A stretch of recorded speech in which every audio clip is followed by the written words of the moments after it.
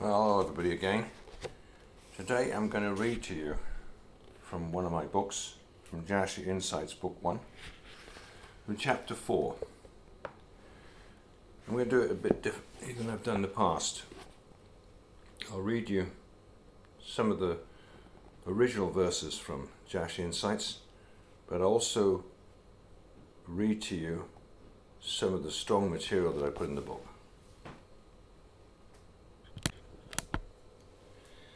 Chapter 4, verse 1. And all the days that Enoch lived upon the earth were 365 years. And when Enoch had ascended into heaven, all the kings of the earth rose and took Methuselah his son, and anointed him, and they caused him to reign over them in the place of his father. Verse 3. And Methuselah acted uprightly in the sight of God, as his father Enoch had taught him. And he likewise, during the whole of his life, taught the sons of men wisdom, knowledge, and the fear of God. They did not turn from the good way either to the right or to the left. 4. But in the latter days of Methuselah, the sons of men turned from the Lord. They corrupted the earth. They robbed and plundered each other. They rebelled against God, and they transgressed, and they corrupted their ways, and would not hearken to the voice of Methuselah, but rebelled against him. Here's some of the comments from this book, JASHER Insights, Book 1. Comment number 2. Methuselah lived to be 969 years old and was the oldest person who ever lived. It states here, in the latter days of Methuselah. Presumably this would mean after he was around 500 years old. His father Enoch died around 970 years after creation and was 365 years old when he died. His son was 300 years old when Enoch died. So the above verse is stating that within 200 years of the death of Enoch, in around 1170 after creation, mankind would no longer listen to Methuselah and the teachings of Enoch his father. The great flood came in 1656 after creation. So around the last 500 years before the Great Flood, the pre-Diluvian world descended into chaos, anarchy, and total depravity. This gradual descent into madness, darkness, violence, and depravity was caused by the influence of fallen watchers, or fallen angels. Once God had removed Enoch from the earth, who was a great spiritual influence over the peoples of the earth, to remain loyal to God. Then gradually the fallen angels were able to influence mankind more and more, until the point that within 200 years of the death of Enoch, mankind had totally rejected the ways of the Lord. The big question is, why did God take Enoch to heaven at a mere 365 years old, when he could have lived to a ripe old age of his son Methuselah, 969 years old? Wouldn't that have caused the peoples on the earth to have stayed loyal to God? And then they wouldn't have been so easily led astray by the fallen angels and their offspring, the giants. Then maybe the great flood wouldn't have been necessary if humanity had remained tuned into both Enoch and God. Well, of course, the answer is in a word: choice. God lets people see the good example, like Enoch and Methuselah, but then he also lets mankind be tempted by the evil, in order to give them the majesty of choice to decide between himself, God, or Satan. And that's how it's always been ever since for all of mankind. This is very parallel to the coming golden age of the millennium, where Jesus rules for 1,000 years on the earth together with his saints. And yet not all the people were going to obey God in their hearts. Even when for a season Satan and all his evil demons and devils and entities have all been locked up in the bottomless pit for 1,000 years. Mankind can't blame Satan for them being tempted to do evil. And they can't blame God either, because the peoples of the millennium could have seen God in the form of his son Jesus ruling over the earth and reigning, together with his angels and angelized saints. And yet, imagine it, a lot of people still rebel as soon as the devil's let out of the bottomless pit. Isaiah 26:10. Let favor be showed to the wicked, yet he will not learn righteousness. In a land of uprightness will he deal unjustly, and he will not behold the majesty of the Lord. Think of that. Comment 7. Millennium. There will be 1,000 years of the righteous rule of Christ himself with his saints. When finally the golden age has come to an end, millions of people will again be led astray by Satan himself when he's released out of the bottomless pit. Revelation 27. When the 1,000 years expired, Satan shall be loosed out of his prison. Revelation 28 through 10. And shall go out to deceive the nations which in the four quarters of the earth, Gog and Magog, gather them together to battle, the number of whom is the sand of the sea. And they went up on the breadth of the earth, and compassed the camp of the saints about, and the beloved city. And fire came down from God out of heaven, devoured them. And the devil that deceived them was cast into a lake of fire and brimstone, where the beast and the false prophet are, and they shall be tormented day and night for ever and ever. Back to JASHER, verse 5. And the Lord was exceedingly wroth against them, and the Lord continued to destroy the seed in those days, so that there was neither sowing nor reaping in the earth. When they sowed the ground, in order they might obtain food for their support, behold, thorns and thistles were produced, which they did not sow. And still the sons of men did not turn from their evil ways, and their hands were still extended to do evil in the sight of God. And they provoked the Lord with their evil ways, and the Lord was very wroth, and repented that he had made man.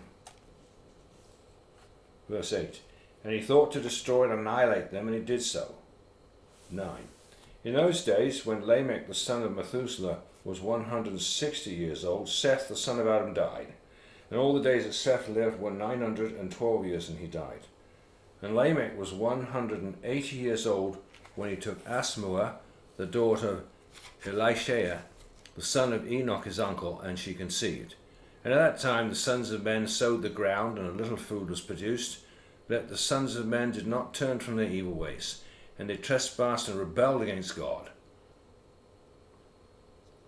And all the sons of men departed from the ways of the Lord in those days, as they multiplied upon the face of the earth with sons and daughters. And they taught one another their evil practices, and they continued sinning against the Lord. Sounds a lot like today. It's getting worse by the day. 17. And every man made unto himself a god, and they robbed and plundered every man his neighbour, as well as his relative, and they corrupted the earth, and the earth was filled with violence.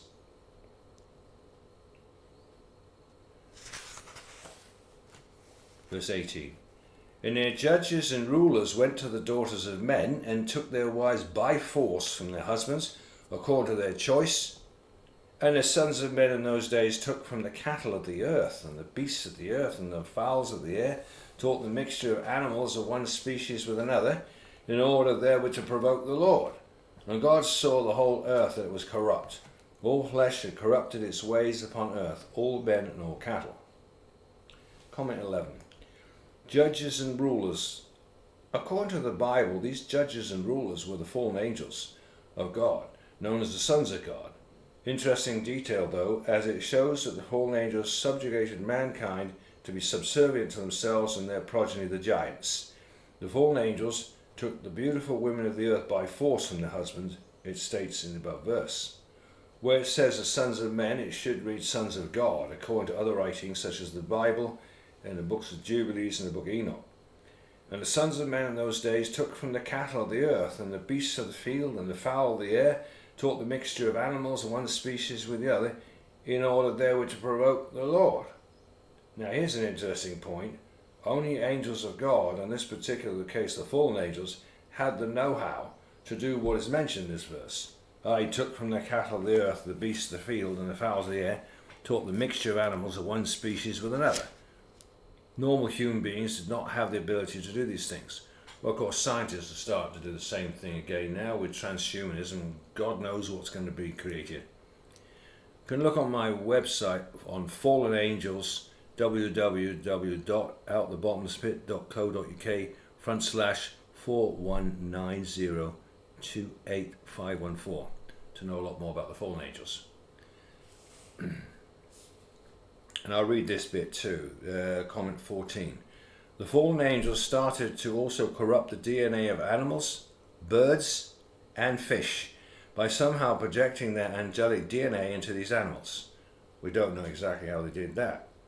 However, when we consider the angels as shapeshifters, perhaps they took on the form of different animals, beasts, birds and reptiles, and some say even insects, in order to insert their DNA into them and create the hybrid beasts such as the chimeras. The results of their hellish deeds were that monsters, giants and chimeras were created and started roaming the earth. It became a very dangerous place to live on the earth during the last 500 years before the Great Flood. No one was safe, as anarchy totally took over, as well as a spirit of unrest.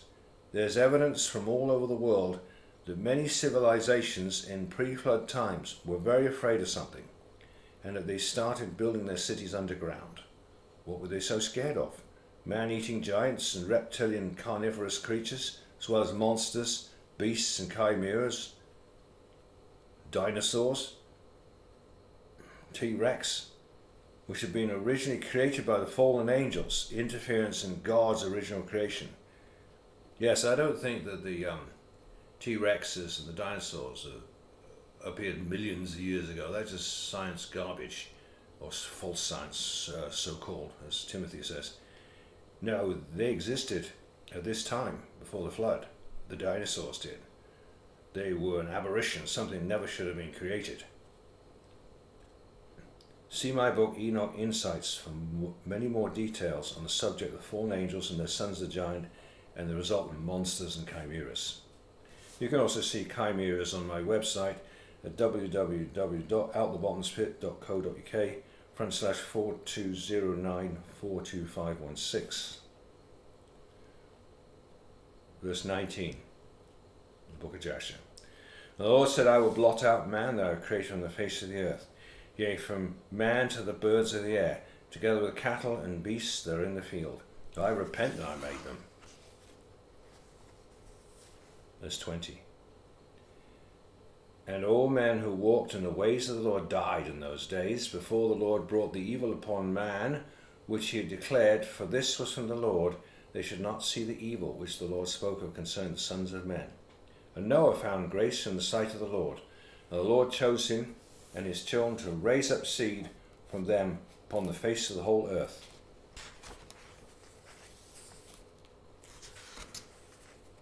And that is the end of the book of Jasher, chapter 4, of which I read some parts of my book Jasher Insights, book 1. I hope you enjoyed listening to that. Have a great day, everybody.